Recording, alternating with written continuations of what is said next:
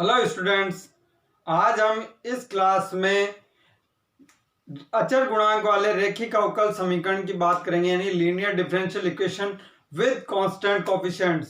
तो उनकी बात की थी हमने, इनके बेसिक जो अपने पास जो जनरल फॉर्म में ये कांस्टेंट कोएफिशिएंट वाली जो लीनियर डिफरेंशियल इक्वेशंस होती है, इनके बारे में बात की थी पहले वाली क्लास में। इससे जस्ट पहले यदि किसी स्टूडेंट ने वो क्लास नहीं ली है तो मैंने डिस्क्रिप्शन में लिंक दिया है, तो आप वहां से वो क्लास ले सकते हो। और रही बात, हमने वहां कुछ एग्जाम्पल भी किए थे सीएफ निकाल के, तो हमने सीएफ निकालने की कुछ विधियों की बात की थी जो इस यूनिट के लिए, जो अपने जो बीएससी बीए और बीटेक मैथमेटिक्स के अंदर जो सेकंड पेपर है डिफरेंशियल इक्वेशन, उसके हम सेकंड यूनिट शुरुआत की है। तो सेकंड यूनिट के बारे में, इस पूरी सेकंड यूनिट में अपने को सीएफ का बड़ा रोल है। तो सीएफ कैसे ज्ञात करेंगे, तो वो मैंने जो कल की अपनी पहले की, इससे पहले की जो क्लास है जो मैंने डिस्क्रिप्शन में दी है, उसमें उसकी विस्तृत पूर्ण रूप से चर्चा की है, डिस्कशन किया है। तो आप यदि कोई स्टूडेंट वो क्लास नहीं ले पाया तो पूर्ण रूप से आप जाके वो class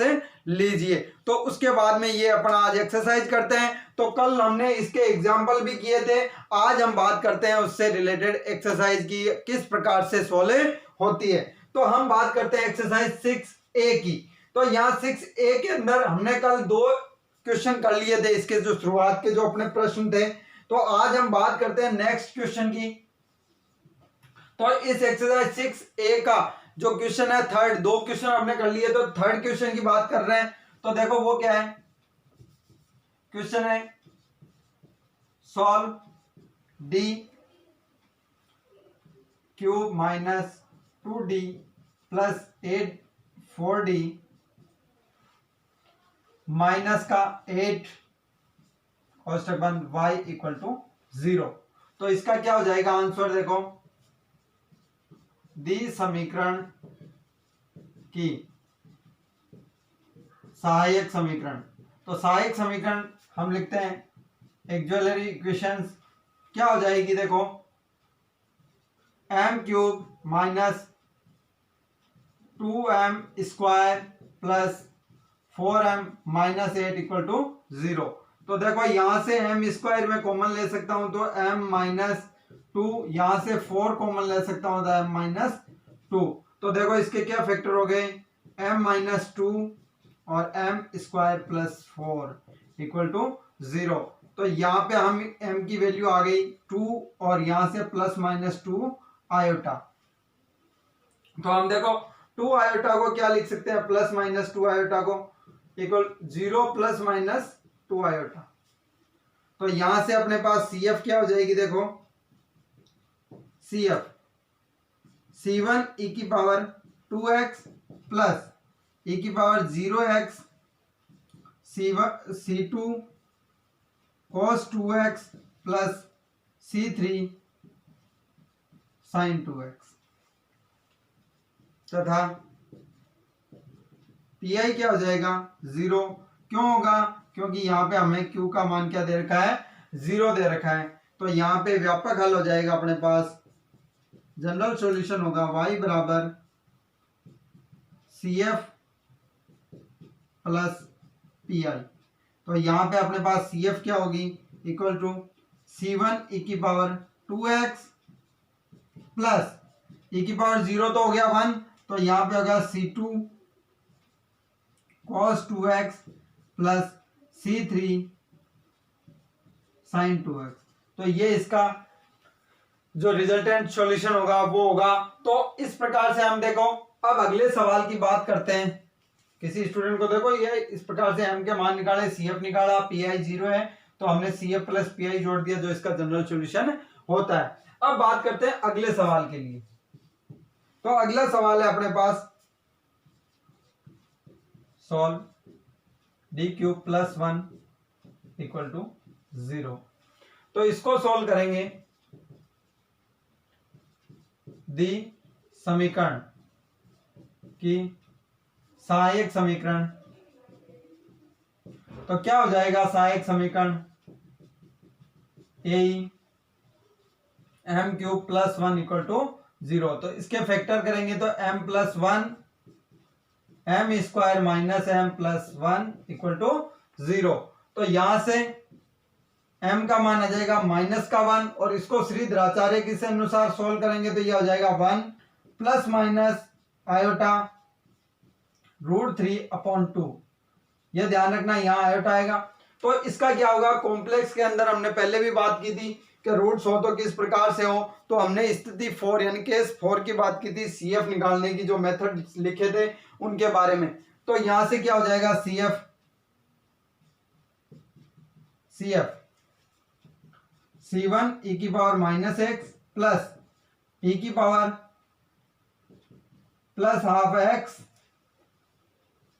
C2 cos √3/2x plus C3 sin √3/2x।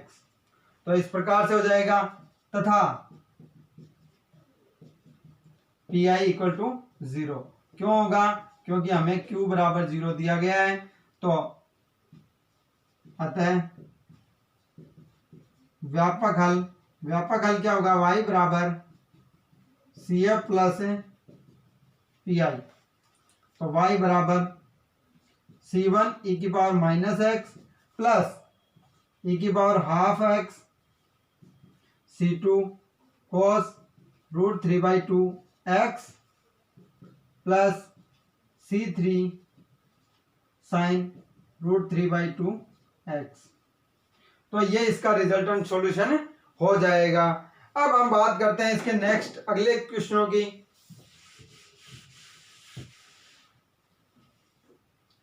तो इसका अगला सवाल देखो, हल कीजिए। d² प्लस d प्लस 1 का whole square d-2 y equal to 0। तो ये अपने को एक समीकरण दी गई है। तो इस समीकरण को किस प्रकार से सॉल्व करेंगे, तो देखो दी समीकरण की सहायक समीकरण यानी कि ए क्या हो जाएगी, m² m प्लस 1 का whole square m-2 equal to 0। तो इसको सोल्व करेंगे तो देखो m के मान क्या आएंगे, यहां से श्रीधराचार्य मेथड से -1 प्लस माइनस आयोटा √3/2 और यहां से आ जाएगा m का मान 2। तो अपने पास यहां से CF क्या हो जाएगी, देखो e की पावर -12x, या देखो मैं 2 वाले को पहले लिख दूं, C1 e की पावर 2x प्लस यहां पे ये लिखने के बाद देखो अगली क्या हो जाएगी, e की power -12x C3 cos √3/2x plus C4 sin √3/2x। तो ये इसका CF हो जाएगा तथा PI क्या होगा, 0 होगा। क्यों, क्योंकि अपने को Q का मान क्या दिया हुआ है, 0 दिया हुआ है। तो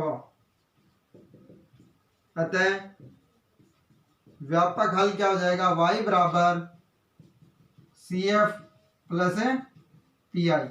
तो y का मान आ जाएगा अपने पास C1 e की पावर 2x प्लस e की power half x C2 cos √3/2x plus C3 sin √3/2x।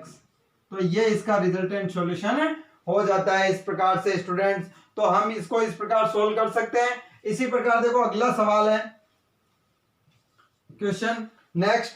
तो अगले सवाल में अपने पास क्या है, देखो सॉल्व d की पावर 4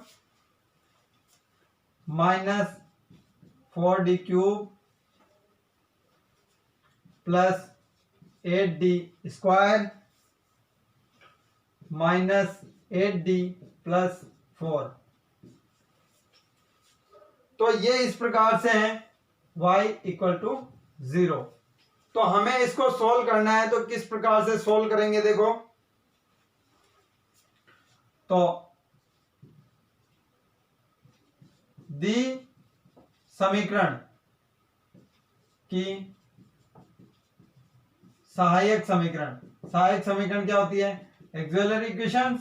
तो वो क्या हो जाएगी, m की power 4 minus 4m cube plus 8m square minus 8m plus का 4 इक्वल टू 0। तो अब देखो हम इसको टुकड़ों में तोड़ के कर सकते हैं, तो कैसे करेंगे, तो यहां पे देखो m की power 4 minus 2m cube minus 2m cube, ठीक है dear students, plus 4m square, ठीक है स्टूडेंट्स। तो इस प्रकार से 2m square minus 4m plus का 4 इक्वल टू 0। इस प्रकार से हमने टुकड़े किए। देखो 8m के यहां मैंने 3 टुकड़े कर दिए हैं। तो अब देखो यहां से मैं m की पावर स्क्वायर कॉमन लेता हूं, तो यहां से क्या बच जाएगा m स्क्वायर, यहां से क्या बच जाएगा माइनस का 2m, फिर m स्क्वायर, तो मैंने यहां पे क्या कॉमन बच जाएगा प्लस का 2, फिर मैंने माइनस का 2m कॉमन लिया, तो यहां से क्या बचेगा m स्क्वायर, फिर मैंने माइनस का 2 कॉमन लिया है, तो देखो यहां से क्या बच जाएगा, अब कहां से होगा, देखो माइनस का 2m कॉमन लिया है, तो यहां से देखो तो माइनस का 2m, तो यहां से माइनस 2m गए तो प्लस का 2,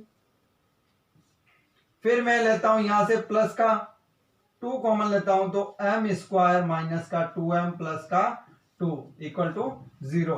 तो अपने पास देखो ये हो जाएगा m स्क्वायर माइनस का 2m प्लस 2, और अगला हो जाएगा m square minus 2m plus 2।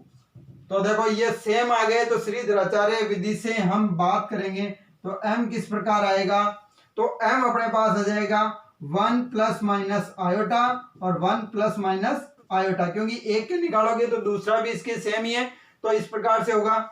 तो इसलिए CF क्या हो जाएगा, e की पावर x c1 प्लस c2x cos x plus c3 plus c4x sin x, तथा PI क्या हो जाएगा 0। क्यों हो जाएगा, क्योंकि Q बराबर 0 है। तो अतः व्यापक हल क्या होगा, y बराबर CF प्लस PI। तो हम लिख सकते हैं y बराबर e की पावर x c1 प्लस c2x cos x plus c3 plus c4x sin x। तो डियर स्टूडेंट्स ये इस प्रकार से हम इसका सॉल्यूशन कर सकते हैं। तो ध्यान से देखो इसको, इस सवाल पे बहुत ध्यान रखना, परीक्षा में बहुत बार आता है, क्योंकि यहाँ अपने को फैक्टर करने के लिए इसका डिवाइडेशन भी करना पड़ता है, इसके टुकड़े करने पड़ते हैं, तो ये ध्यान रखना, ठीक है। अब हम चलते हैं इसके अगले सवाल पे।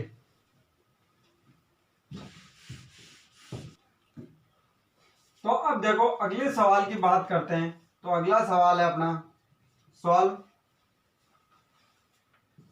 d की power 4 plus 8d square plus 16 y equal to 0। तो यहां पे देखो दी समीकरण की सहायक समीकरण क्या हो जाएगी, तो सहायक समीकरण होगी m की power 4 plus 8m square plus 16 equal to 0। तो यहां क्या होगा, देखो ये हमें सीधा सा पता है किसका, m स्क्वायर प्लस 4 का होल स्क्वायर है। तो यहां पे m की वैल्यू कितनी आ जाएगी, देखो प्लस माइनस 2 आयोटा और प्लस माइनस 2 आयोटा। तो इसके लिए CF क्या होगा, हमने प्लस माइनस 2 आयोटा की बात अभी पहले की थी, अल्फा का मान इसमें क्या होता है 0 होता है। तो यहाँ पे CF ई की पावर 0x c1 प्लस c2x cos 2x plus c3 plus c4x sin 2x। तो इस प्रकार से हो गया। तथा पी आई क्या होगा 0, क्यों? क्योंकि q बराबर 0 होता है। तो अतः व्यापक हल जनरल सॉल्यूशन क्या हो गया y बराबर CF प्लस PI। तो y बराबर e की पावर 0 है तो यानी कि 1 हो गया c1 प्लस c2x cos 2x plus c3 plus c4x sin 2x। तो दैट्स क्लियर स्टूडेंट्स। ये इसका हमारे पास रिजल्टेंट जो सॉल्यूशन प्राप्त होता है वो इस प्रकार से प्राप्त होगा। इसी प्रकार हम नेक्स्ट क्वेश्चन की बात करते हैं।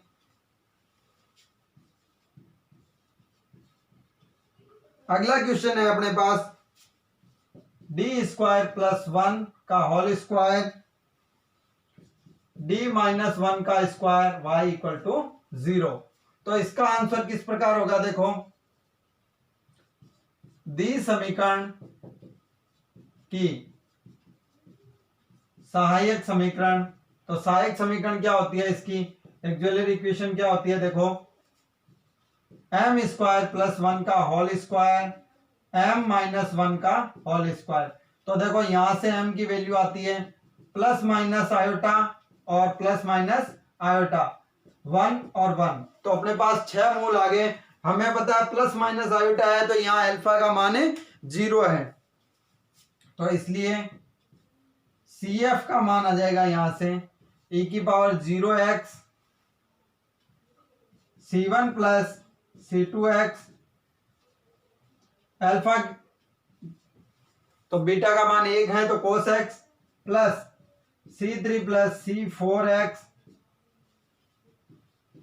sin x प्लस यहां क्या हो जाएगा c1 प्लस 5c6x e की पावर x, क्योंकि यहां देखो 1 वास्तविक संख्या आ गई और सेम है। तथा पी आई क्या हो जाएगा 0 हो जाएगा। क्यों हो जाएगा? क्योंकि q अपने पास 0 है।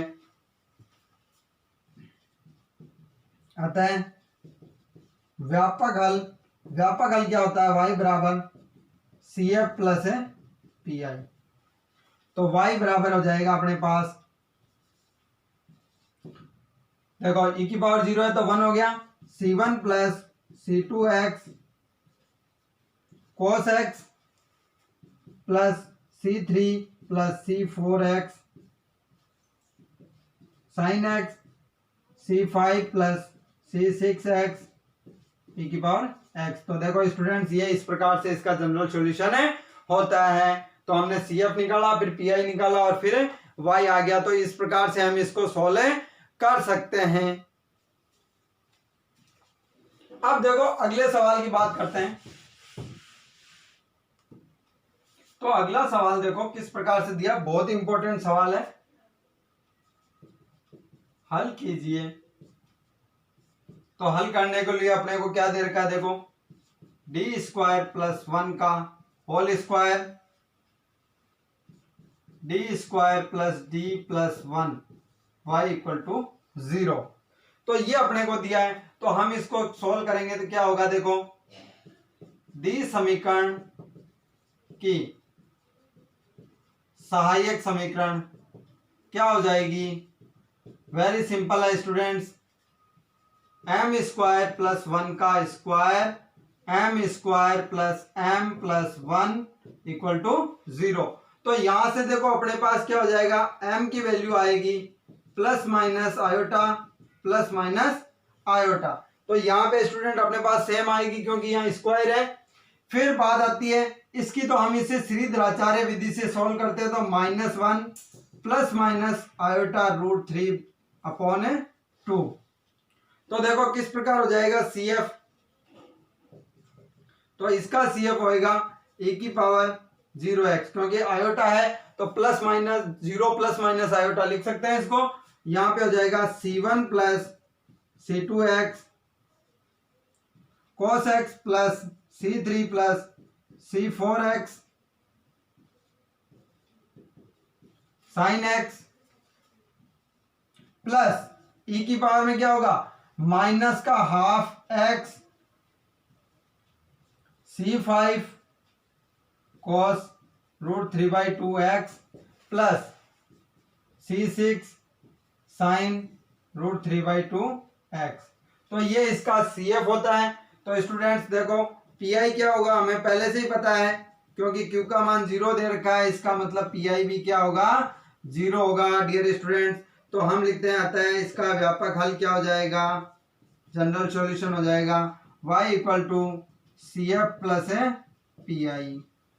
तो y बराबर e की पावर 0 है, इसका मतलब 1 होता है, तो c1 प्लस c2x cos x plus c3 plus c4x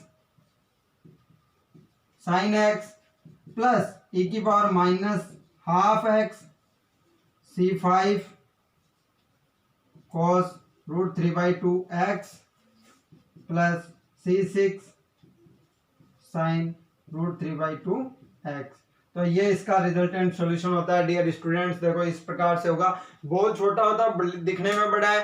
तो और सभी स्टूडेंट से मैं एक बात कहना चाहता हूं कि ये सवाल आपको जब भी समझ में आएंगे, जब इससे पहले वाली आप बेसिक जो CF निकालने की और PI निकालने की जो अपन ने क्लास ली थी, जो कल ली थी, जिसका डिस्क्रिप्शन में मैंने लिंक दिया, तो वो देखिए और फिर ये देखिए। तो मैं कहता हूं आपको गारंटीड ये सवाल समझ में आएंगे, एक भी सवाल आप मिस नहीं करोगे। और कोई भी इस वीडियो को, सभी स्टूडेंटों से आग्रह है कि ये कोई वीडियो स्किप ना करें, क्योंकि यदि छोटी सी चीज छूट गई तो आपके अगले नेक्स्ट सवाल छूट जाएंगे। तो इसी के साथ हम अगले सवाल पे बढ़ते हैं। हाँ स्टूडेंट्स, अब देखो अगले सवाल की ओर बढ़ते हैं। अगला क्वेश्चन है सॉल्व d की power 4 minus D cube minus 9d square minus 11d minus 4 equal to y। तो इसको हमें सॉल्व करना है। तो देखो क्या करेंगे, आंसर डी समीकरण की सहायक समीकरण। तो सहायक समीकरण क्या होगी देखो स्टूडेंट्स, तो इसकी सहायक समीकरण होती है m की power 4 minus m cube minus 9m square minus 11m minus 4 equal to 0। तो हम इसके फैक्टर करेंगे तो इस प्रकार m प्लस 1, फिर डिवाइडेशन होगा m प्लस 1 और m प्लस 1 और आखिर में m माइनस 4 इक्वल टू 0। तो m के मान आएंगे माइनस 1 माइनस 1 माइनस 1 और 4। तो स्टूडेंट देखो तीन मान समान आ गए। तो हमने कल समान मूल प्राप्त होते हैं तो भी हमने स्थिति सेकंड लिखी थी, यानी कि केस सेकंड की बात की थी CF निकालने की मेथड में।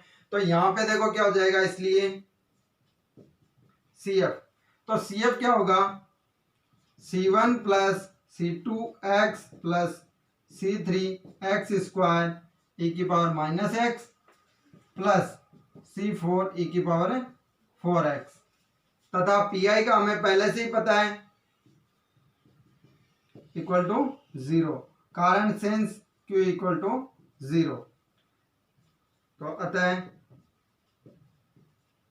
व्यापक हल y बराबर CF प्लस PI।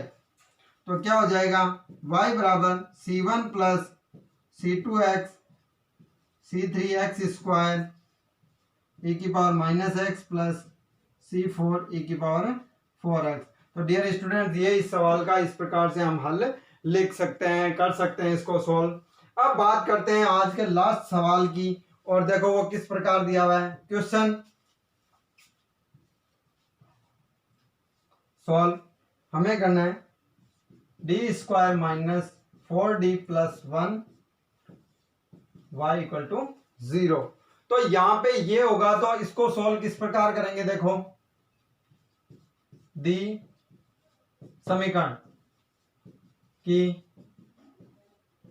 सहायक समीकरण क्या हो जाएगी, m² minus 4m plus 1 equal to 0।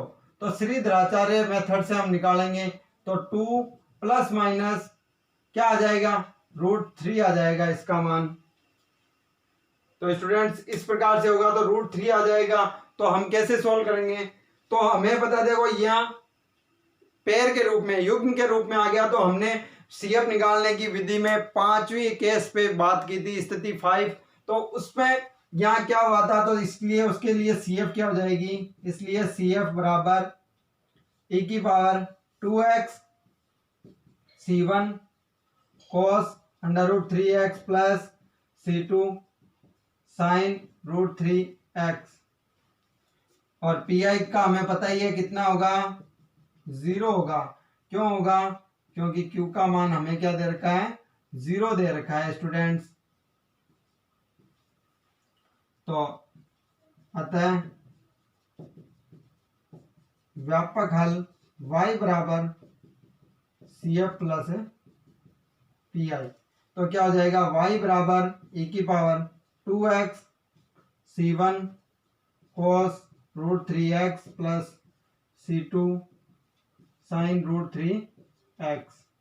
तो ये स्टूडेंट इसका हम इस प्रकार से रिजल्टेंट सॉल्यूशन निकाल सकते हैं। तो देखो हमने यहाँ पे समीकरण ली थी, जो उसकी सहायक समीकरण आई और इस प्रकार से CF और PI हमने निकाल ली।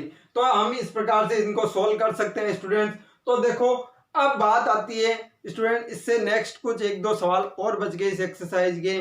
तो आप उन सवालों को करने की कोशिश करो। तो यदि नहीं होते तो आप डिस्क्रिप्शन में मेरे व्हाट्सअप नंबर दिए हैं, वहां आप मेरे से कांटेक्ट कर सकते हो। और रही बात, अपने जितने भी क्लासमेट है, फ्रेंड है, उनको ये क्लास शेयर कीजिए, ये वीडियो शेयर कीजिए, जिससे उनका भी फायदा हो। और स्टूडेंट आपको कौन सा पार्ट अच्छा लगा या कौन सा सवाल ज़्यादा था, तो आप कमेंट बॉक्स में बताइए। कौन से सवाल में कोई दिक्कत थी तो भी आप कमेंट बॉक्स में बताइए। और इसी के साथ हम अगली क्लास में जल्द मिलते हैं, जिसपे हम इससे बात की थी पिछली क्लास में कि PI निकालने की और विधियों की बात करेंगे। तो हम नेक्स्ट क्लास में PI यानी कि पर्टिकुलर इंटीग्रल यानी विशेष समाकल निकालने की मेथड की बातें करेंगे। तो यहाँ पे ये इस प्रकार से सोल्व की, और जहाँ पे PI 0 था, अब हम PI का मान निकालेंगे। जैसे जैसे Q की वैल्यू बढ़ती जाएगी, हम PI के मान भी चेंज होते रहेंगे। CF के मान निकाल लिए थे जो पिछले वाली क्लास में, जरूर देखें स्टूडेंट्स, क्योंकि CF के बिना ये पूरी यूनिट ही अधूरी है और आगे की यूनिटें भी अपने को दिक्कत करेगी। तो आप पहले वो क्लास देखिए, फिर ये देखिए, तो मैं गारंटी लेता हूं कि ये सवाल आपको समझ में आएंगे। और इसी के साथ आप पढ़ते रहें। Thank you.